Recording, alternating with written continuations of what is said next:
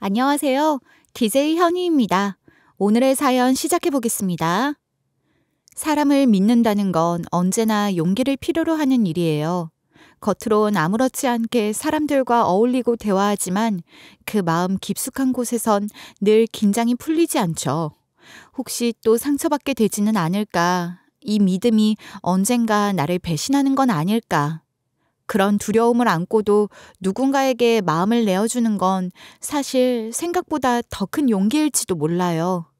저는 한때 그 용기를 냈던 사람이에요. 제 인생에 들어온 한 남자에게 마음을 열고 함께 미래를 꿈꿨어요. 하지만 드레스를 입고 신부 대기실에 앉아있던 바로 그 순간 제 인생은 완전히 다른 국면을 맞이하게 되고 말았죠. 오늘은 제가 어떻게 제 인생을 송두리째 뒤흔든 사건과 마주했고 또 그 안에서 어떻게 다시 일어설 수 있었는지 그 이야기를 들려드리려고 합니다. 어릴 때부터 저는 뭔가를 만들어내는데 몰두하는 아이였어요. 친구들이 완제품을 갖고 소꿉놀이, 인형놀이를 하면서 노는 시간에도 저는 혼자 책상에 앉아 화장품 샘플병을 뜯고 있었고 유통기한이 지난 엄마 로션에 립글로스를 섞어서 크림을 만들거나 물에다 향수를 한 방울 떨어뜨려서 미스트를 흉내내곤 했어요. 웃기지만 그 어린 나이부터 그럴듯해 보이게 만드는 과정을 혼자 진지하게 즐기고 있었던 거예요. 넌 왜 맨날 이런 것만 만들어? 그냥 다 만들어져 있는 것들이 있는데 그런 게 더 편하잖아. 난 이런 게 더 재밌어. 얼마나 뿌듯한데. 남들은 그게 뭔가 엉뚱하다거나 이상하다고 말했지만 저는 거기서 엄청난 성취감을 느꼈고 그게 저만의 놀이였던 것 같아요. 제가 유난히 화장품에 관심이 많았던 이유는 아마도 환경의 영향도 있었을 거예요. 어린 시절 저희 엄마가 화장품이랑 이런저런 장식품들을 같이 파는 가게를 운영했었거든요. 엄마는 일 끝나고 돌아올 때마다 늘 빈 용기들이나 남은 샘플 같은 걸 한가득 챙겨오곤 했고 저는 그런 걸 물끄러미 들여다보면서 자랐어요. 그 덕에 집 한켠에는 늘 화장품 박스가 가득 쌓여 있었고 그 안에서 하나씩 꺼내서 냄새를 맡고 질감을 비교하고 유통기한을 확인하면서 노는 게 저한테는 일상이었어요. 화장품이 예쁘고 좋아서라기보단 이걸 어떻게 섞으면 더 나을까? 뭘 바꾸면 다른 결과가 나올까? 그런 식의 궁금증이 제일 먼저였던 것 같아요. 우리 시영이는 공주 옷도 싫다, 핑크도 싫다 하면서 화장품만 이렇게 찾는다니까요. 어머, 그러네. 오히려 선머스매 같이 생겨서 화장품에는 관심도 없어 보이는데 말이야. 완전 선머스매 그 자체죠. 난 딸 키우는 로망이 있었는데 엄마 소원을 너무 몰라준다니까. 그렇다고 해서 제가 막 특별히 화려한 걸 좋아하는 아이는 아니었어요. 샤랄라한 공주풍 옷이나 반짝이는 액세서리에 관심을 보이는 친구들과는 달리 저는 꾸미는 일 자체에는 별로 흥미가 없었고요. 제가 좋아했던 건 결과물이 아니라 과정이었어요. 뭔가를 조합해서 더 나은 무언가를 만들어내는 데에서 오는 희열, 그걸 느끼고 싶었던 거예요. 그러다 고등학생이 됐을 땐 집에서 혼자 클렌징 오일이나 수분크림 같은 걸 만들 수 있게 됐고 친구들한테 나눠줬더니 의외로 반응이 좋아서 깜짝 놀랐던 기억도 있어요. 그럴 때마다 스스로 뿌듯함을 느꼈고 그 느낌이 저를 계속해서 자극했어요. 야, 이시영, 너 이런 거 만들어서 애들한테 팔고 그러는 거 아니지? 에이, 아니라니까요. 그냥 선물만 하는 거예요, 선물만. 근데 너 이런 거 대체 어떻게 만드는 거니? 저번에 슬쩍 써보니까 뭐 좀 좋긴 하더라. 애들이 괜히 네가 만든 거 찬양하는 게 아니던데? 그쵸, 쌤. 쌤도 하나 슬쩍 챙겨가세요. 그렇게 자란 저는 대학을 화학과로 진학했어요.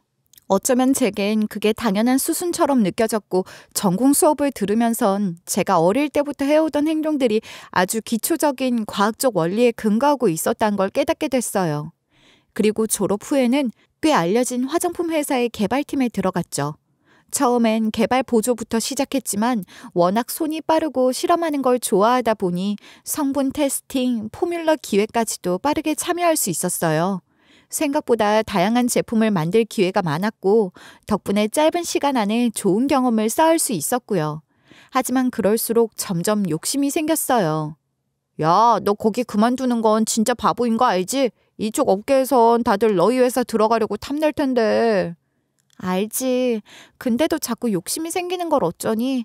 난 대형 브랜드처럼 정제된 고급 이미지보단 아무래도 소량으로 만들 수 있고 소비자와 직접 소통할 수 있는 니치 브랜드 쪽에 더 끌리는 걸. 에휴, 이 시형 버릇 어디 가겠냐? 네가 직접 만든 걸 판매하고 싶은 거지 너? 나 무엇보다 언젠간 내 브랜드를 만들고 싶어. 그렇게 5년쯤 일했을 무렵 더는 미루고 싶지 않았어요. 저처럼 실험 정신이 강한 소비자들, 그리고 개개인에 맞는 친환경 화장품을 찾는 소비자들을 위한 브랜드를 만들겠다는 생각으로 회사를 그만두게 됐죠. 그렇게 처음엔 아주 작은 공방부터 시작했어요. 하루에 고작 5개도 안 팔리던 핸드메이드 크림을 만들면서 그걸 SNS에 올리고 반응을 기다리고 댓글에 답글을 달고 그렇게 하나하나 쌓아나갔어요. 그러다 운이 좋게도 제품에 대한 반응이 천천히 퍼지기 시작했고 입소문을 타면서 조금씩 알려지게 됐어요. 물론 사업자 등록을 하고 유통 라인을 뚫고 또 제조 라인을 직접 만들고 품질 인증을 받는 데까진 시간이 꽤 걸렸고 힘든 점도 많았어요. 완제품을 떼어다 파는 게 아니다 보니 신경 쓸 일이 한두 가지가 아니었지만 소수의 직원들과 시작한 일은 점차 안정감을 갖춰가기 시작했습니다. 시장 흐름을 잘 읽었다는 생각이 들 정도로 시기도 괜찮았고 덕분에 유통망도 안정적으로 확보할 수 있었어요. 자체 제조 설비와 소규모 연구실을 갖추게 됐고 브랜드명도 제법 입소문을 타면서 업계에서도 어느 정도 인지도가 생겼죠. 그러다가 결정적으로 동남아시아 쪽으로 수출 계약도 따내면서 이제는 정말 브랜드 대표라는 말이 어색하지 않을 만큼의 위치까지 오르게 됐고요. 축하드려요, 대표님. 우리 진짜 성공궤도 밟고 있는 거 맞죠? 그쵸? 진짜 고생한 보람이 있다니까요. 다 지희씨 덕분이야. 지희씨 아니었음 절대 여기까지 못 왔어. 근데 그렇다고 우리 마냥 안심할 수 없다는 거 알지? 이제 진짜 시작이야. 이 바닥은 워낙 레드오션이고 우리 같은 작은 회사가 살아남기 위해선 항상 발버둥 쳐야 할 거야. 그럼요. 대기업들이 단숨에 따라할 수 있는 구조에서 버텨야 할 테니까. 그래도 우리 한번 잘해봐요, 대표님. 그래, 한번 잘 살아남아 보자고. 겉으론 점점 자리를 잡아가는 듯 보였지만 실제로는 하루하루 전쟁이었어요. 주변에선 제가 이른 나이에 대표가 됐다고 대단하다고 말했지만 저는 한 번도 여유롭다고 느낀 적이 없었어요. 모든 걸 제 손으로 일궈낸 만큼 모든 책임도 제 몫이었고 그런 압박 속에서 오히려 사람과의 관계에는 더 조심스러워졌죠. 전 누구든 쉽게 신뢰하지 못했고 특히 사업적으로 접근하는 사람들에겐 늘 한 발 물러나 있었어요. 너무 많은 걸 스스로 감당해왔기 때문에 누군가와 책임을 나누는 것도 의지를 하는 것도 익숙하지 않았던 거예요. 그런 제가 예비 남편을 처음 본 건 코스메틱 박람회에서였어요. 그날은 VIP 초청 고객들만 입장 가능한 시간대였고 저도 주요 바이어 몇 명을 응대하느라 정신이 없었어요. 예비 남편은 지인과 함께 저희 부스에 들렀었죠. 오, 이건 리치함의 정도를 너무 과하지 않게 잘 잡아냈네요. 점성을 유지하면서도 이런 끈적이지 않는 텍스처를 만들어낸다는 게 쉽지 않은 일인데 그리고 이건 향료 배합 비율이 꽤 독특한데요. 잘 알아보시네요. 제가 아주 오래 고민하고 공들여 만든 포인트거든요. 그걸 정확히 짚어낸 분은 처음이신데요. 예비 남편은 다른 사람들이 잘 알아내지 못하는 방면에서 제 의도를 아주 잘 알아차리는 사람이었고 당연히 저는 그에게 눈길이 갔어요. 그리고 박람회가 끝난 뒤 남자와 함께 있던 지인이 그에 대해 말해줬죠. 제품 배합 비율까지 알아차리시는 걸 보니까 보통 분이 아니신 것 같던데 이 바닥에서 꽤 전문가이신가 보죠? 아, 저분 원료 유통 쪽에서 오래 일한 분이에요. 그쪽으론 아주 빠삭하죠. 지금은 무역 쪽 컨설팅도 하는데 실무 경험이 많아서 한번 이야기해볼 만할 거예요. 알아둬서 나쁠 거 없죠. 전문가들이야 넘쳐나는 바닥이니 그냥 흘려들을 수도 있었지만 제 제품을 정확하게 알아봐준 덕에 그 남자가 이상하게 마음에 들었고 사업적으로도 언젠가 도움이 될 수 있겠다 싶었어요. 그리고 얼마 지나지 않아 한 세미나에서 그 남자를 다시 마주치게 된 거예요. 이번엔 제가 먼저 인사를 건넸고 그쪽도 저를 기억하고 있었어요. 자연스럽게 명함을 주고받았고 그때부터 가끔 연락을 주고받기 시작했습니다. 초반에는 전부 업무적인 이야기뿐이었어요. 제품 성분, 시장 동향, 소비자 반응 같은 이야기만 오갔고 감정적인 건 전혀 없었어요. 그런데 어느 날 예비 남편이 차 세트를 사들고 저희 회사에 온 적이 있었죠. 커피 너무 많이 마시는 것 같아서 차로 가져왔어요. 카페인 너무 많이 섭취하지 말아요, 시영 씨. 오래 건강 지키며 일해야죠. 안 그래요? 아, 고마워요. 그럴게요. 그 순간 뭔가 이상하게 마음이 흔들렸어요. 업무적으로는 분명 도움을 주면서도 부담스럽지 않게 선을 지키는 태도였고 저를 세심하게 관찰하고 있다는 느낌도 이상하게 싫지 않았어요. 그 뒤로도 예비 남편은 자주 새로운 시장 정보나 트렌드 자료를 보내줬고 제가 급하게 원료 테스트가 필요하다고 말한 날에는 자기가 아는 샘플 유통 루트를 연결해 주기도 했어요. 그런 일들이 하나둘 쌓이면서 어느새 그 사람은 제 일상에서 아주 자연스럽게 자리를 잡고 있었죠. 저는 그 남자와의 연애가 특별한 계기나 격한 감정으로 시작된 게 아니라 마치 삶의 한 부분처럼 자연스럽게 시작됐다고 생각했어요. 그 사람이 저를 억지로 휘어잡은 게 아니라 제가 만든 세계 안으로 조심스레 들어와 준 느낌이었고 그래서 더 믿음이 갔어요. 그럼 그 남자가 언젠가 이 세계를 다 부숴버릴 거라는 건 그땐 정말 상상도 못했던 거죠. 예비 남편과의 연애는 조용했고 안정적이었어요. 마치 오래 알고 지낸 사이처럼 마음이 편했고 제가 굳이 뭔가를 노력하지 않아도 서로 자연스럽게 어울릴 수 있는 관계라 느꼈던 것 같아요. 너 성훈 씨랑은 참 편해 보인다. 왜? 너 예전엔 연애할 때 이렇지 않았잖아. 그랬지. 예전엔 항상 이리저리 부딪히고 항상 기대와 실망 사이에서 감정이 오락가락했으니까. 그래서 연애한 게 내 삶에 불필요하다는 결론을 내리게 됐던 것 같아. 그런데 이번에는 이상하게 다르다. 예전에 만났던 철없는 놈들이랑은 확실히 다르다니까. 억지로 자기를 포장하거나 흥미를 끌기 위해 애쓰는 모습도 없고 그렇다고 무심하거나 무책임한 태도도 없고. 아주 푹 빠졌네, 푹 빠졌어. 그게 제일 위험한 거 알지?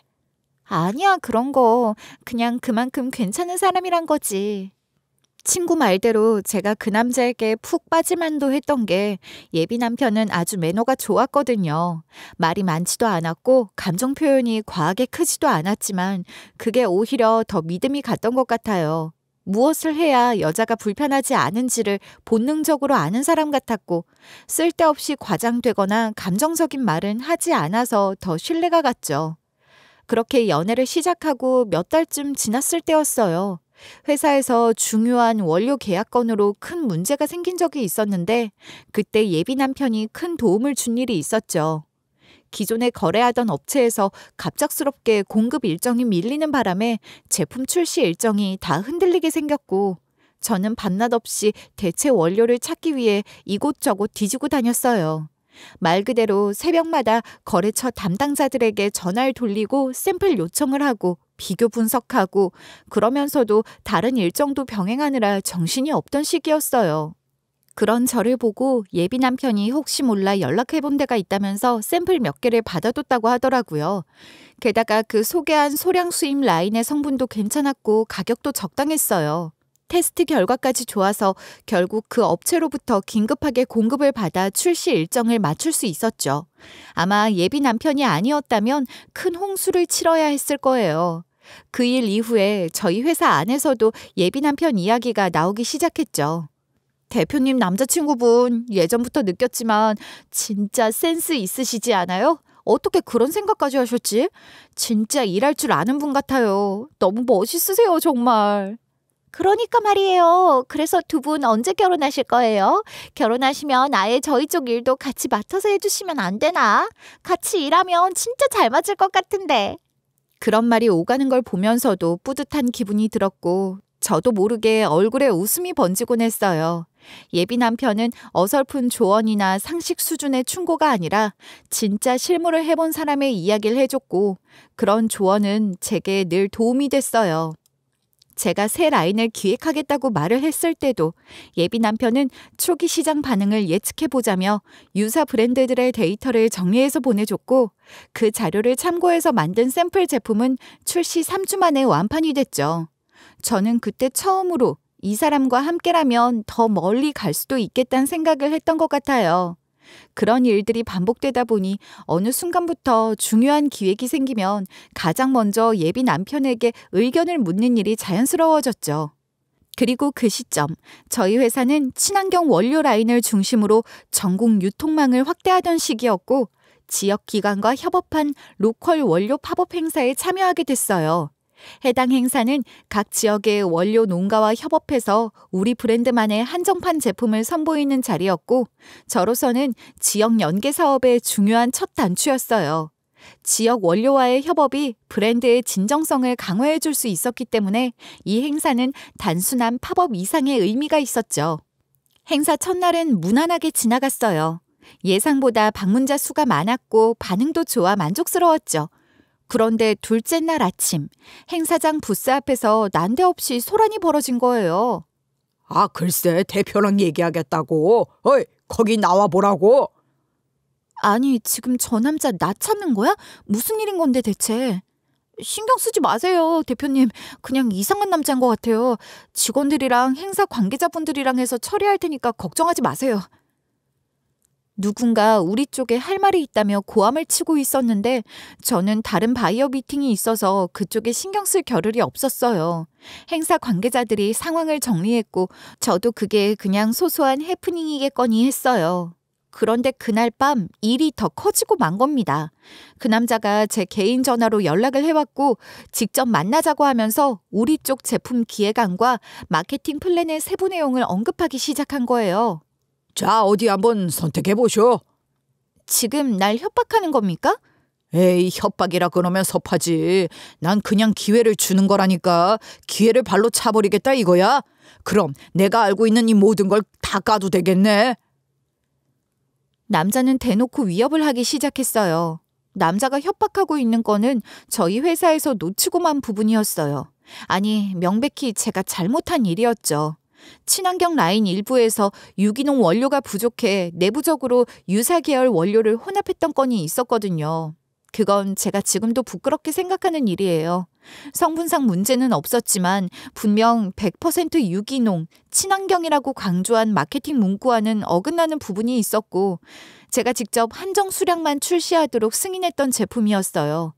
비상 상황이었고 원료 공급에 문제가 생겨서 어쩔 수 없는 판단이었지만 그런 내막을 소비자가 알 리가 없잖아요. 저희 브랜드는 친환경이라는 이미지로 뜨기 시작한 상황이었기 때문에 이게 기사화되거나 공정위에 고발이라도 된다면 브랜드 전체의 신뢰가 무너질 수도 있었어요. 그 당시에도 몇몇 유통 파트너들은 단 하나의 흠집에도 거래를 철회할 수 있다는 입장을 고수하고 있었기 때문에 그 정보가 외부로 흘러나가는 순간 끝장이라는 생각밖에 들지 않았어요. 그 남자는 그 점을 너무 잘 알고 있는 것 같았고 저는 겁이 났어요. 특히 그가 언급한 정보들이 너무 구체적이라서 내부에서 유출된 게 아닐까 하는 의심마저 들었고요. 하지만 일단은 수습이 급했어요. 그냥 뒀다가는 분명 폭로로 갈 게 뻔한데 그렇다고 저놈한테 돈이라도 쥐어줬다가 더 많은 걸 요구하기 시작하면 어떡해. 그냥 신고하는 게 낫지 않을까? 내가 이런 경우 종종 봤는데 그런 애들 상대하다가 법적으로 엮이면 회사 타격이 더 커. 그냥 돈 조금 주고 조용히 정리하는 게 나아. 그치만 한 번 돈을 줬다고 끝날 거라는 보장도 없고 금액도 적지 않아서 말이야. 이런 건 감정이 아니라 효율로 봐야 하는 거야. 이쪽 일은 사실상 여론이 전부야. 지금은 손해처럼 보여도 여론이 휘면 더 큰 손실로 돌아올 수 있다고. 그러니까 다시 연락하지 않겠다는 약속 단단히 받고 잘 처리하면 돼. 예비 남편이 그렇게 절 설득했고 저는 결국 그 말에 따르기로 했어요. 며칠 뒤 저희는 그렇게 그 남자에게 일정 금액을 주고 입마금을 했어요. 남자는 자료들을 모두 넘겨줬고 다시는 연락하지 않겠다고 약속했죠. 그렇게 일이 일단락된 것처럼 보였고 저도 한숨을 돌릴 수 있었어요. 그런데 아직 해결되지 않은 게 하나 있었어요. 도대체 그 남자가 그 민감한 내부 정보들을 어떻게 알았는가 하는 점이었죠. 남자가 가지고 있던 자료는 내부 직원이 아니면 알 수 없는 수준이었고 저는 점점 이게 단순한 협박 사건이 아니라는 걸 깨달았습니다. 그때부터 내부 유출 가능성을 염두에 두고 적금 로그나 자료 전송 기록을 하나하나 살펴보기 시작했어요. I팀에서 자료를 정리해온 걸 보니 특정 시간대에 외부 전송이 반복된 흔적이 있었고 결국 의심선상에 오른 사람은 회사 초창기부터 함께 일해온 제품 개발팀 과장이었습니다. 10년 가까이 함께해온 저랑은 정말 자매처럼 가까웠던 친구였어요. 누구보다 저를 이해하고 브랜드에 애정을 가진 사람이라고 믿고 있었기에 충격은 훨씬 더 컸죠. 그래서 처음엔 부정했습니다. 아닐 거라고 믿고 싶었어요. 그럴 리가 없어. 지희 씨가 나한테 왜 그런 짓을 하겠어. 초창기부터 이 회사를 바로 세우려고 얼마나 우리가 같이 노력했는데. 저 대표님, 이걸 좀 보셔야 할 것 같은데요. 그런데 그때 발견된 결정적인 증거가 하나 더 있었어요. 누군가가 회사 주소로 보내온 사진이었는데 과장이 바로 그 협박 남자와 마주 앉아 대화하는 장면이 찍혀 있었죠. 분위기가 너무 밀접했고 사적으로도 친한 듯한 느낌이 드는 사진이었어요. 저는 바로 과장을 불러 단도직입적으로 물었습니다. 솔직히 말해줘. 저 정말 아니에요, 대표님. 제가 왜 그런 짓을 하겠어요. 그러니까 대체 왜 그런 짓을 한 거야? 저 정말 아니에요. 대표님은 저를 믿어주셔야죠. 나도 믿고 싶었어. 근데 너무 명확한 증거가 이렇게 모든 걸 말해주고 있네? 사실이 아니라면 대체 왜 이런 사진을 찍힌 거지? 그냥 행사장에서 우연히 같은 자리에 앉아 찍힌 것뿐이에요. 그냥 옆자리에 앉았다 하기엔 너무 친해 보이는데 처음 본 남자랑 귓속말까지 하는 사진이 왜 찍혀? 그건 정확히 기억나진 않지만 하지만 정말 아니에요. 그 뒤로 따로 만난 적도 없다고요. 그럼 이건 뭐야? 자료 유출 시간과 위치, 전송 기록 모두 지희 씨, 아니 추 과장 자리에서 나온 기록인데 이것까지 모른다고 할 건가? 저는 정말 아니에요. 제가 정말 그랬다고 믿으시는 거예요? 직원은 계속해서 부인했어요. 하지만 정황상 설득력이 너무 약했어요. 자료 유출 시간과 위치, 전송 기록, 그리고 사진까지 모든 게 그를 가리키고 있었죠. 내부 직원들도 하나 둘씩 저에게 조심스럽게 말했어요. 정에 이끌리지 말고 냉정하게 생각하셔야 돼요, 대표님. 맞아요. 지금 이 타이밍에 유출 정황이 나오고 사진까지 돌고 있는데 그냥 넘기면 나중에 더 위험해질 수도 있다고요. 저도 결국 결단을 내릴 수밖에 없었고 해당 직원을 해고하게 됐습니다. 그 친구는 사무실을 나가면서 마지막까지 저에게 진짜 아니라며 소리쳤어요. 억울하다며 울먹이기도 했고 책상에 있던 개인 물건들을 챙기면서도 계속 고개를 저었어요. 하지만 저는 끝까지 눈을 마주치지 못했어요. 그날 이후로 저는 한동안 복잡한 마음을 떨치지 못했어요. 분명 누군가는 거짓말을 하고 있었고 누군가는 억울할 수도 있었지만 그 상황에서 제가 할 수 있는 선택지는 그렇게 많지 않았어요. 그리고 무엇보다도 그 일은 외부에 알려져선 안 되는 일이었어요. 직원들의 사기도 고려해야 했고 브랜드의 이미지도 지켜야 했죠. 그래서 그 일을 조용히 정리하고 그냥 덮고 지나가는 수밖에 없었고요. 그 사건 이후로 저는 진짜 사람을 믿기가 더 어려워졌어요. 그 직원은 회사 창립 초기부터 함께한 제가 가장 믿는 친구였고 저와는 거의 가족처럼 지냈던 사이였거든요. 밤늦게까지 함께 제품 테스트하고 실패했던 포뮬러에 둘이 앉아 머리 맞대며 대안을 고민하던 시간도 많았고 퇴근 후엔 맥주 한 잔에 힘든 하루를 털어놓을 만큼 가까웠던 사이였죠. 그런 사람이 제 뒤통수를 쳤다고 생각하니까 화가 나기보단 허무했어요.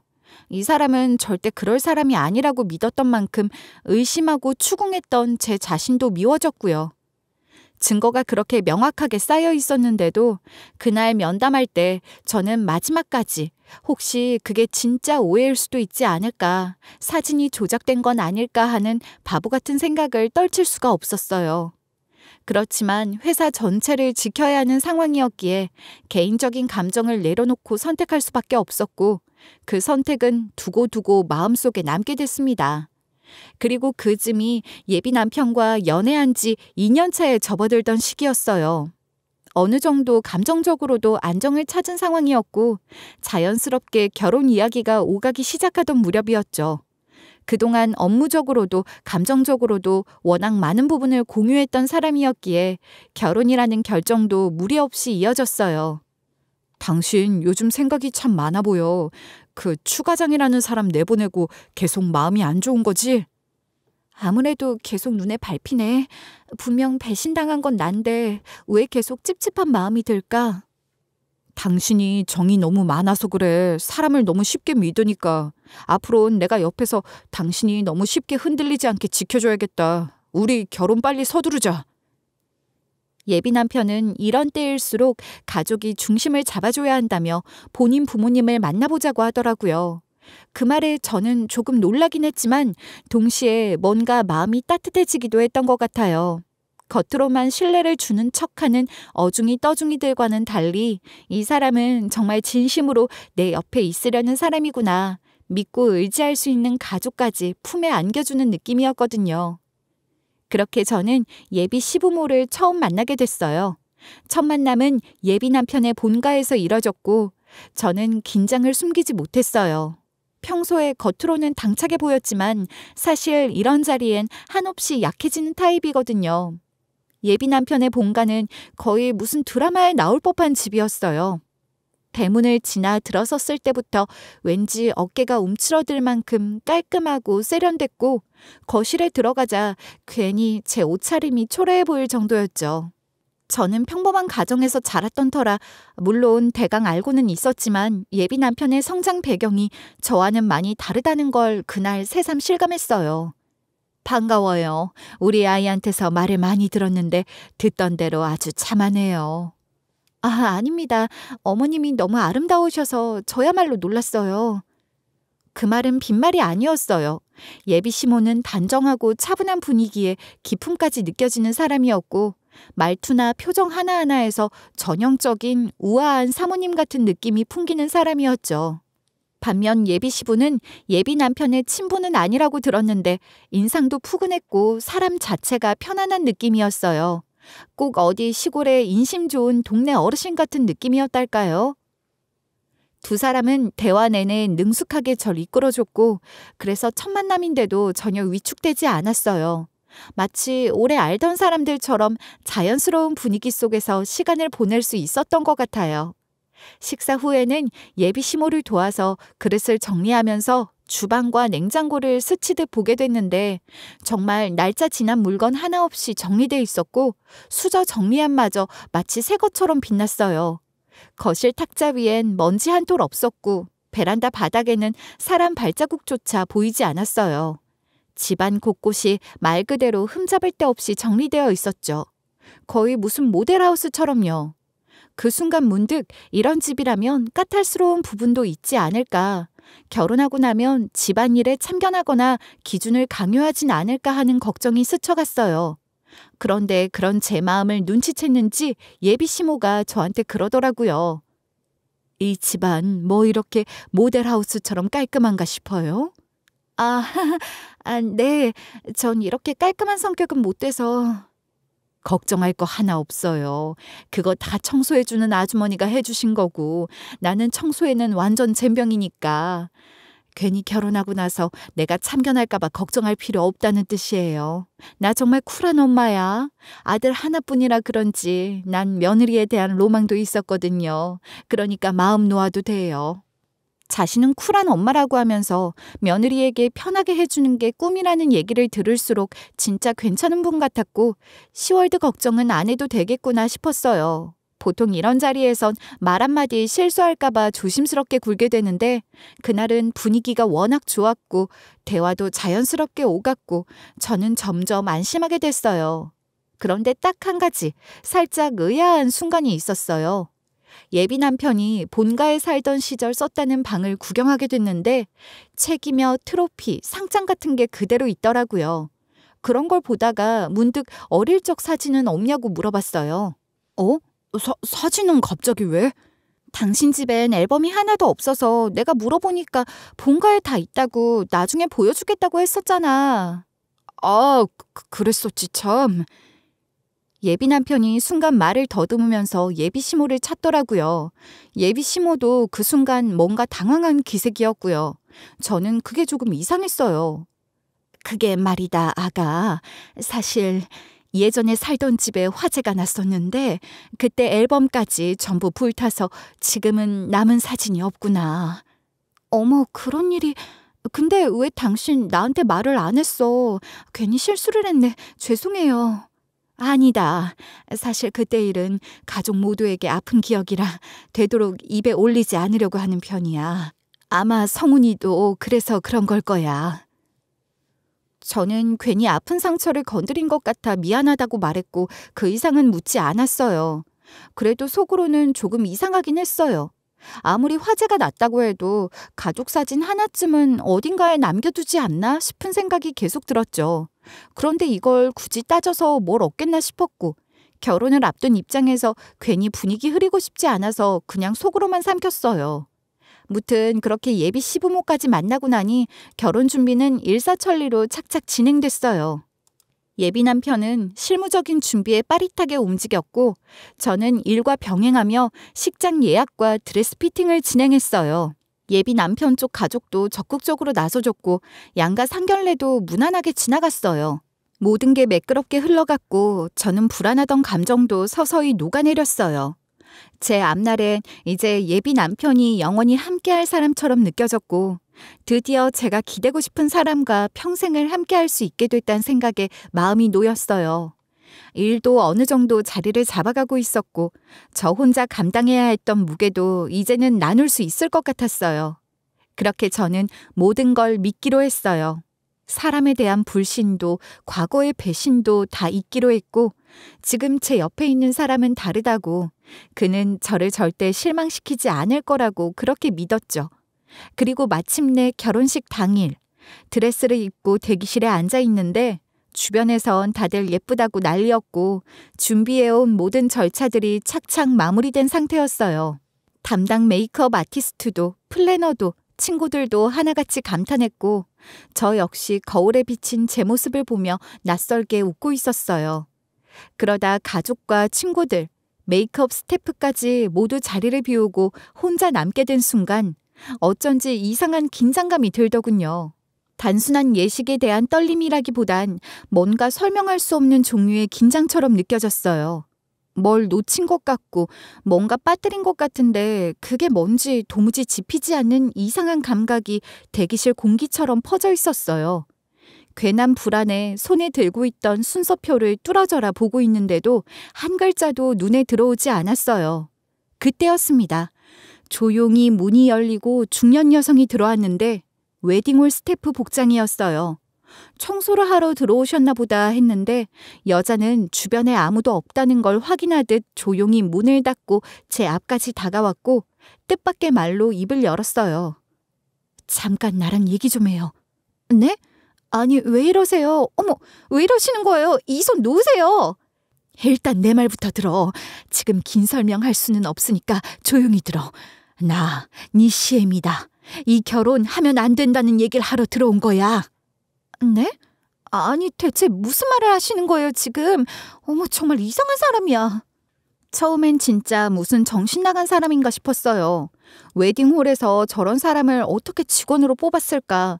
말도 안 된다고 생각했고 나가달라고 소리를 지르려는 찰나였습니다. 여자가 꺼낸 낡은 사진 한 장을 보는 순간 제 손끝이 파르르 떨리기 시작했어요. 사진 속에는 예비 남편이 분명히 있었고 낯선 남자들과 함께 험한 복장으로 거칠게 서 있는 모습이었어요. 누가 봐도 평범한 과거가 아닌 이상한 느낌이 드는 사진이었어요. 그리고 뒷배경엔 교도소라는 글자가 적혀 있었죠. 이게 뭐예요? 성훈 씨가 왜 교도소 앞에서 찍힌 것뿐일까? 네? 그게 무슨 말씀이세요? 네가 알고 있는 것들 전부 다 가짜야. 그의 이름도 부모도 과거도 모두 다 사기라고. 그 모든 게 전부 사기라고 단정적으로 말하는 그 목소리에 등골이 서늘해졌고 여자는 곧장 손에 쥐고 있던 디지털 카메라 하나를 제게 건넸어요. 그 안에는 예비 남편의 사진들과 각종 문서 자료들이 찍힌 사진이 빼곡히 담겨 있었어요. 저는 손을 덜덜 떨며 화면을 넘겼고 믿기 어려운 장면들이 연달아 펼쳐졌어요. 교도소 앞에서 찍힌 예비 남편의 사진, 예전 이름들로 기재된 범죄 기록 요약, 출소 이후 함께 지냈던 이들의 얼굴과 주소, 수많은 자료들이 화면 안에서 쉼없이 흘러나왔어요. 아무리 봐도 누가 조작한 자료라고 볼 수 없는 디테일과 정황들이었고 저는 도저히 입을 열 수 없었어요. 준표, 그러니까 그의 이름은 성훈이가 아니라 준표다. 장준표. 그 애는, 내 아들은 중고등학생 시절부터 말썽을 일삼았고 소년원을 들락날락했다. 가출도 밥 먹듯이 하고 성인이 되고 나선 아예 자취를 감췄다가 몇 년 만에 집에 돌아와선 돈을 훔쳐서 사라지곤 했지. 그러다 오랜만에 연락이 닿은 게 바로 경찰이었고 그 애가 사기 혐의로 기소돼 교도소에 있다더구나. 그때부터 감옥, 출소, 또 사기, 다시 감옥, 다시 사기, 그런 삶이 반복되기 시작했지. 그럼 여기는 자료들이 모두 다 사실이라는 건가요? 내 아들을 그렇게 만들었으니 할 말은 없다만 모두 사실이다. 면회 때마다 정신 좀 차리라고 뜯어 말렸지만 소용이 없었지. 그럼 계속 성훈 씨랑, 아니 아드님이랑 계속 만나오셨던 건가요? 그런데 왜 저는 한 번도 뵌 적이 없죠? 마지막 연락이 끊긴 이후론 몇 년 동안 소식도 몰랐다. 의도적으로 내 앞에선 자취를 감췄지.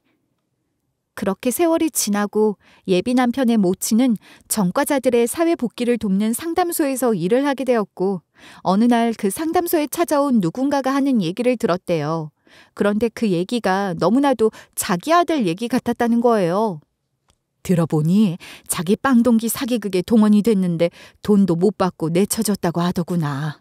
빵동기가 웬 돈 많은 여자를 하나 물었는데 결혼까지 한다고 그냥 다 까버릴까 말까 하며 신경질을 부리는데, 그 돈 많은 여자가 저군요. 그 빵동기라는 놈이 제 남편 될 사람인 거고. 그 후 예비 남편의 친모는 아무 말 없이 조용히 예비 남편을 추적하기 시작했대요. 주변 사람을 고용해 그의 일거수일투족을 따라붙게 했고 그렇게 조금씩 자료를 수집하게 된 거였어요. 제가 만났던 예비 시부모, 식사에 정성스럽게 반찬을 내어줬던 그 예비 시모, 전부 사기단 일원이었던 겁니다. 가족인 척, 부모인 척 연기에 돈 뜯어내는 게 일이었던 사람들이었던 거예요. 진짜 시모는 그 사실을 전부 알게 됐고 증거를 수집한 뒤 저에게 알려주러 온 거였고요. 제 손에 들린 카메라에는 그런 기록들이 전부 담겨 있었고 원본은 따로 보관하고 있다고 하더군요. 그리고 카메라를 돌리다 발견한 또 하나의 충격적인 장면. 이 남자가 왜 여기에 있는 거죠? 왜 그래요? 이 남자가 제가 말했던 놈이에요. 상담소에 나타나 화를 냈다는 남자. 그럼 그것도 다 사기 연장선이었다는 거네. 난 그것도 모르고. 알고 보니 상담소에 나타나 사기에 동참했는데 돈을 못 받았다며 화를 내던 그 남자가 행사장에서 저를 협박했던 그놈이었던 거예요. 그 순간 제가 지금 이 결혼식장에 앉아있다는 사실이 소름 끼치게 끔찍하게 느껴졌어요. 제 옆에 있는 사람도, 이 자리를 준비한 모든 사람들도, 심지어 제가 몇 년간 믿어온 감정까지도 거짓이었다는 걸 깨달았을 때 저는 숨이 턱 막히는 기분이었습니다. 그럼 전 어떻게 해야 하죠? 이 모든 게 다 가짜라는 걸 알아버린 전 지금 어떻게 해야 하죠? 증거는 확실해요. 그러니 지금 당장 식장에 들어가 마이크를 잡아요. 지금 멈추지 않으면 당신이 잃는 건 돈이 아니라 인생일지도 모르니까. 정신이 아득해질 틈도 없이 예식장 밖에서 신부 입장을 알리는 음악이 흘러나오기 시작했어요. 문이 열렸고 앞에는 예비 남편이 평소와 다름없는 미소로 서 있었어요. 저는 아빠의 손을 잡고 걸음을 옮겼어요. 하지만 예비 남편에게 다가가는 대신 곧장 무대 앞 사회자 마이크로 향했죠. 하객들이 웅성이기 시작했고 제가 마이크 앞에 서자 순간 조명이 꺼졌어요. 그리고 동시에 스크린이 켜졌고 그 안에는 디지털 카메라에서 봤던 그 자료들이 띄워지기 시작했어요. 예비 남편의 범죄 기록, 그의 가짜 이름들, 교도소 사진, 그리고 지금 이 순간까지도 저를 속이고 있는 현실이 스크린에 펼쳐졌어요. 하객들 중엔 예비 남편을 믿고 투자한 사람들도 있었고 사업적으로 얽힌 파트너들도 있었거든요. 자료가 하나둘 넘어가자 식장은 순식간에 충격과 혼란 속에 휩싸였어요. 너 이 사기꾼 놈, 네가 어떻게 그럴 수 있냐? 고함이 여기저기서 터져나왔고 하객들 사이에선 아비규환이 벌어졌어요. 누군간 자리에서 벌떡 일어나 예비 남편에게 달려가려 했고 그야말로 난리통, 전쟁통이 따로 없었죠. 그리고 그 순간 식장 한쪽 문이 열리며 경찰이 들어왔어요. 남자의 모친이 이미 자기 아들을 사기 혐의로 고발했고 체포영장이 발부된 상태였거든요. 장준표 씨, 당신을 기망 결혼 시도 사기죄, 문서 위조 혐의로 체포합니다. 아니야, 아니라고, 오해야. 이거 다 누가 꾸민 거라고. 시영 씨, 저 말 믿지 마. 다 가짜야. 그놈은 마지막까지 저를 향해 소리쳤어요.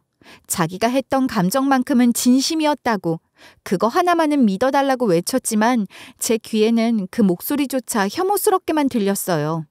이제 그 모든 건 아무 의미도 없었고 저는 단 한마디도 하지 않았어요.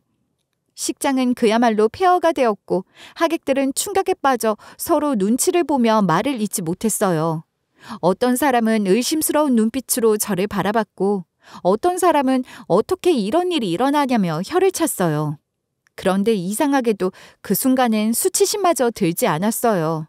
충격이 너무 커서였는지 그놈에 대한 분노가 너무 극에 달해서였는지 제 안엔 오히려 식은 분노만이 남아있었죠. 하지만 곧 고작 그런 놈 하나 때문에 제 삶이 무너지게 둘 순 없단 생각이 들더군요. 이 자리에 무너져 있는 시간조차 아깝게 느껴졌죠. 그래서 저는 웨딩드레스를 부여잡고 다시 일어섰어요. 눈물을 닦았어요. 대신 또렷한 시선으로 정면을 바라봤고 머릿속에는 오직 한 가지 생각만이 맴돌았어요. 여기서 끝날 수는 없다는 것. 그리고 그날 정신을 수습하자마자 저는 곧바로 변호사를 선임했어요. 결혼식장에서 벌어진 그 모든 진실을 똑똑히 마주하고 난 뒤 저는 그놈 예비 남편이란 이름으로 제 삶에 파고들었던 그 사기꾼에게 제가 할 수 있는 모든 법적 조치를 가하지 않으면 안 되겠다고 다짐했어요. 형사 고소와 민사 손해배상 청구를 동시에 진행했고 그가 저에게 저지른 모든 행위에 대해 한치의 관용도 없이 대응하기로 했죠. 사건을 맡은 형사도 사안의 심각성을 인지했고 저는 경찰 조사에 전면 협조하면서 참고인 자격으로 수차례 출석했어요. 조사에 임할 때마다 차분하게 진술하려 노력했지만 입 밖으로 그의 이름을 말할 때마다 모간이 말라붙는 것 같았어요. 저는 그 사기단의 접근 경로, 위조된 가족관계 증명서와 그들의 교도소 기록 일치 여부, 그리고 정교하게 짜인 사칭 행위들에 대해 하나씩 풀어 설명했어요. 마치 영화를 다시 돌려보듯 제가 겪었던 순간들을 토시 하나 빠뜨리지 않으려고 애썼고 그 과정은 너무 고통스러웠지만 반드시 필요한 일이었으니까요. 조사와 동시에 저는 그동안 등한시했던 회사 내부 보안을 전면 점검하기 시작했어요. 그리고 제가 가장 먼저 한 일은 그날 제가 해고했던 직원에게 직접 연락을 취하는 것이었어요. 전화번호는 그대로였지만 아무리 걸어도 연결되지 않았고 저는 하루가 멀다 하고 문자를 보냈어요. 상황을 설명하려고 했지만 무슨 말을 해야 할지 몰라서 썼다 지우기를 반복했죠. 작은 공방 안에서 일을 하고 있는 그 친구를 눈앞에서 다시 마주했을 땐 숨을 쉬는 것도 조심스럽더군요. 그 친구는 저를 보고 말없이 고개만 돌렸고 저는 그대로 무릎을 꿇었어요. 지희씨, 정말 미안해. 미안하다는 말로도 부족하겠지만 정말 미안해. 오래 함께 일해온 사람을 그렇게 쉽게 의심하고 내쳤던 제 자신이 너무 부끄럽다. 그때 정말 그러시는 거 아니었어요. 제가 어떻게든 해명해 보려고 했는데 저한테 해명할 기회조차 주지 않으셨죠. 맞아. 그때는 내가 눈을 가리고 있었나 봐. 지희씨가 그럴 사람이 아니라는 걸 알았는데 더 믿었어야 했는데 회사로 다시 돌아와달란 말은 하지 않을게. 난 언제고 돌아와 주길 바라지만 그건 지희씨 마음에 맡길게. 다만 그 누명만은 그것만은 꼭 벗겨줄게. 내가 꼭 반드시 바로 잡을게. 약속해. 회사로 돌아온 뒤 저는 그 직원의 억울함을 바로잡기 위해 내부 조사 보고서를 수정했고 당시 잘못된 판단에 참여했던 임원들과 함께 회사 내부에 공식적인 사과문을 발표했어요. 진심을 담아 책임을 인정했고 보상도 얼마든지 할 생각이었어요. 그걸로 다 되돌릴 수 없다는 걸 잘 알고 있었지만 최소한 제가 책임져야 할 몫에서 도망치고 싶진 않았어요.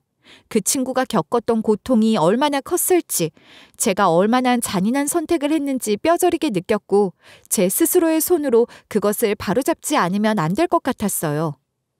그와 동시에 사기꾼 놈과 그 일당은 구속됐고 검찰은 사기, 기만 결혼 시도, 신분 도용, 문서 위조, 공공기관 대상 부정 접촉, 명의 사칭 등 총 8가지 혐의로 기소했어요. 조사 결과가 나왔을 때 저는 다시 한번 충격을 받았습니다. 놈은 출소 전부터 이미 안정적인 기반을 가진 여성 CEO들을 타깃으로 삼고 그들의 회사를 장악한 뒤 투자자들로부터 자금 흐름을 빼앗는 계획을 세우고 있었더군요.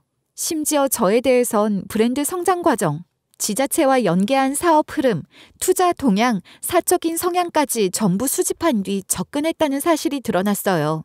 그러니까 애초에 처음부터 저를 완전히 분석한 뒤 치밀하게 노렸던 거였어요. 그러니 제 제품 분석부터 성향 파악까지 완벽했던 거죠.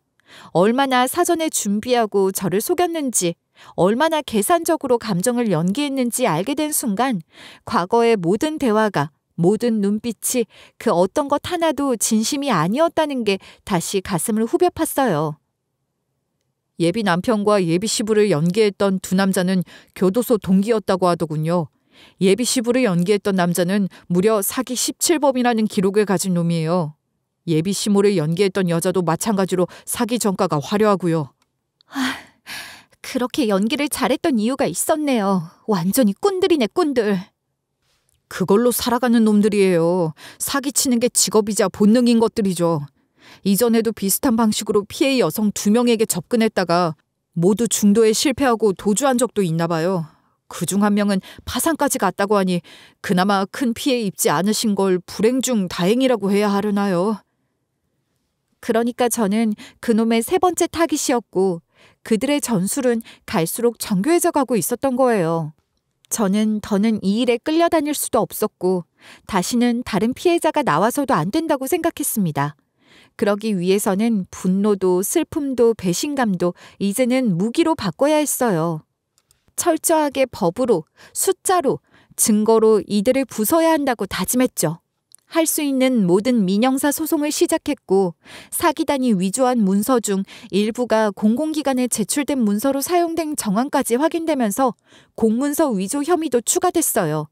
그러면서 형량이 더해졌고 그놈에게 속았던 투자자들 역시 단체로 민사 손해배상 청구 소송에 들어갔어요. 결국 그 가짜 협박점을 동원해 저에게서 뜯어낸 돈, 제가 운영하던 브랜드의 신뢰를 담보로 투자받은 자금 등 모든 자산은 압류됐어요. 가족 행세를 했던 사기 일당들도 모두 전과 기록과 유사 전례가 다수였던 탓에 가중처벌이 적용됐고 각각 징역형을 선고받았죠. 예비 남편은 기망 결혼 시도, 신분 사칭, 문서 위조 등으로 징역 6년을 선고받았고 가짜 예비 시모는 전과 누적과 공문서 위조 공범 혐의가 더해져 4년형, 예비 시부는 3년형을 받았어요.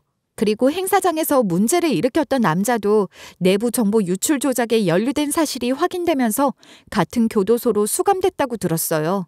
누구 하나 빠져나가지 못했죠. 놈들은 법정에서 모두 진짜 얼굴을 드러냈고 저는 법정 한가운데에서 그들의 마지막 순간을 끝까지 지켜봤어요. 그리고 저는 다시 한번 제 회사를 지켰어요. 무너질 뻔했던 제 이름을, 저를 믿고 따라온 제 사람들을 하나하나 회복해가기 시작했어요. 그 과정은 결코 간단하지 않았어요. 신뢰를 회복하는 데는 시간이 오래 걸렸고 제 스스로에게조차 화해하는 데 수개월이 걸렸어요. 하지만 저는 제가 나아가야 할 방향을 분명히 알고 있었습니다. 제 인생을 망치려 들던 사람들을 한 명도 빠짐없이 법의 심판대에 세웠고 그들은 아무것도 가져가지 못했죠. 오히려 그동안 쌓아온 모든 거짓들이 무너지며 결국 자기 무덤을 팠어요. 저는 그 무너진 폐허 위에 다시 제 삶을 세워갔습니다. 이 싸움이 완전히 끝나기까지 저는 꽤 오랜 시간 아무것도 하지 못했어요. 눈을 뜨는 것도 누군가를 만나는 것도 심지어 밥을 먹는 일조차 의욕이 없었고 모든 게 무너진 폐허 위에서 저만 멍하니 서 있는 기분이었어요. 마음속에서는 끊임없이 제 자신을 향한 원망이 고개를 들었고 그놈의 얼굴을 떠올리는 것만으로도 숨이 막혔어요.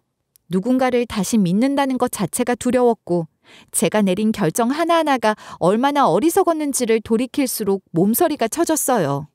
저는 제가 얼마나 쉽게 속았고 그게 얼마나 많은 사람들에게 피해를 줬는지를 생각하며 자괴감에 시달려야 했습니다.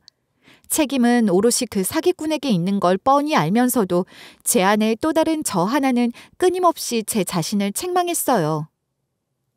그렇게까지 가까웠으면서 왜 몰랐냐는 소리가 귓가를 맴도는 것 같았고 왜 그때 눈치채지 못했는지를 스스로를 탓했어요. 사기 피해라는 게 늘 이게 무서운 것 같아요. 다른 피해와는 달리 피해자인 내가 내 자신을 탓하게 된다는 점. 누군가의 나쁜 짓으로 피해를 입었는데도 그 과정을 되새기다 보면 결국 왜 그걸 믿었을까라는 자책에 갇히게 되는 거. 주변에서의 수군거림도 견디기 힘들었고 더 고통스러웠던 건 제 스스로가 제 자신을 용서하지 못하는 거였어요. 업계에서도 그렇게 똑똑하다는 사람이 사기에 당했다는 말이 돌고 있다는 걸 들었을 땐 정말 땅속으로 꺼져버리고 싶었어요. 하지만 그런 과정 속에서도 고마운 직원들 덕분에 회사는 멈추지 않았어요. 그리고 직원들이 멈추지 않으니 저도 멈출 수 없었어요. 제가 회사를 만들었지만 그 회사를 지켜주는 건 결국 제 손이 아니라 그 안에 있는 사람들의 손이었어요. 저는 다시 회의를 열었고 침체됐던 브랜드 이미지 회복을 위한 대책을 마련하기 위해 팀장들을 소집했어요. 처음엔 고개를 들고 서 있는 것도 힘들었어요. 제가 대표로 나서서 사건의 전말을 임직원들에게 모두 공유했고 그 자리에서 무슨 말이 나올지 몰라 무서웠어요. 하지만 아무도 저를 탓하지 않았어요. 오히려 몇몇 팀장들은 저를 더 응원해줬죠. 대표님, 전보다 오히려 지금이 더 단단해 보이세요. 그리고 이전보다 더 진짜 대표 같아요. 그러니까 자책하지 마세요. 저희는 더 똘똘 뭉쳤는데 대표님이 무너지면 안 되죠. 나 그 말에 지금 눈물 날 뻔했어요. 고마워요, 정말. 부족한 대표인데 믿어줘서. 그동안 난 완벽해야 한다는 강박에 시달려왔고 직원들 앞에선 무너지면 안 된다고 생각했어요. 근데 오히려 여러분이 나보다 더 강하고 멋지네요. 이후 회사는 시간이 지나면서 서서히 다시 회복됐고 사건을 계기로 보안 시스템도 전면 재정비했어요. 단순히 시스템 강화에 그치지 않고 내부 프로세스 자체를 처음부터 다시 설계했어요. 누가 어떤 정보를 언제 어디서 어떻게 접근할 수 있는지를 명확히 정리했고 중요한 결정에는 반드시 다단계 검증 절차를 거치도록 만들었죠. 그리고 그 덕에 외부 투자자들로부터 위기 대응 능력을 갖춘 회사라는 평가를 받게 되었고 저희 브랜드에 대한 이미지도 점차 회복되기 시작했어요. 저는 그 일이 회사를 망가뜨린 게 아니라 오히려 더 강하게 만들었다고 믿고 있어요. 아물지 않을 것 같았던 상처였지만 덮지 않고 드러낸 덕에 더 단단한 살이 올라왔어요. 그리고 결국 해고됐던 직원과도 다시 만났어요.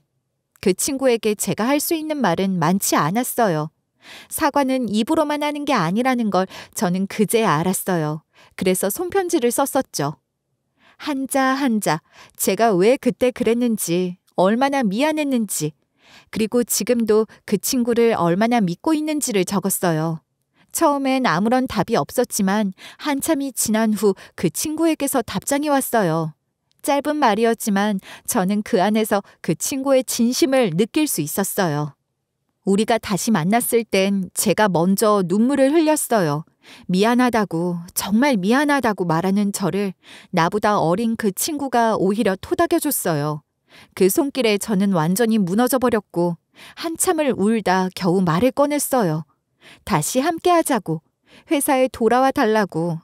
이제는 예전처럼 그 누구보다 든든한 파트너로 함께 가자고 설득했어요. 긴 시간의 설득 끝에 그 친구는 복직했고 지금은 다시 저의 가장 든든한 파트너예요. 저보다 더 날카로운 감각으로 현장을 지켜주고 누구보다 정확한 판단으로 저를 도와주는 사람으로 제 곁에 있어요. 이제 마흔을 목전에 두고 있는 저는 불혹을 앞둔 이제야 인생에서 정말 큰 경험을 했다고 생각해요. 사탕 말린 말에 속지 않는 법, 진짜를 보는 법을 조금은 알 것 같아요. 아무리 그럴듯해 보여도 완벽한 가면 뒤엔 무시무시한 얼굴이 숨겨져 있을 수 있다는 걸, 사람의 말보다 그 말의 맥락과 흐름을 봐야 한다는 걸 저는 뼈저리게 배웠죠. 그리고 무엇보다 중요한 건 누군가를 믿기 전에 제 마음속 경고음을 무시하지 않는 거라는 것도요. 돌아보면 그 사기꾼에 대해서도 분명 몇 번은 이상하다고 느낀 적이 있었을 거예요. 그때 그냥 웃어넘기고 괜찮겠지, 내가 너무 예민한가 보다 하고 넘겼던 그 순간들이 결국 이런 일을 불러온 거였어요. 저는 이제 그런 직감들을 절대 외면하지 않기로 했어요. 앞으로는 어떤 관계든, 이름이 뭐든, 그게 사랑이든 친구든 동료든 간에 저는 더 지혜롭고 현명하게 관계를 맺으며 살 거예요. 믿음이라는 게 예전엔 따뜻한 말 같았는데 이제는 무거운 단어가 됐죠. 믿음을 누구에게도 쉽게 주지 않을 거고 쉽게 흔들리지도 않을 거예요. 무엇보다 남자 따위 함부로 믿지 않을 거예요. 누구든 어떤 말로 다가오든 저는 제 판단을 우선할 거고 제 사람을 스스로 지킬 거예요. 제 인생은 아직 끝나지 않았고 오히려 지금부터가 진짜 시작이라고 믿고 있어요. 앞으로 살아갈 날이 더 많고 저는 그 시간들을 더 단단하게 지켜낼 거예요. 넘어졌던 만큼, 무너졌던 만큼 저는 더 지혜롭게 일어설 거예요.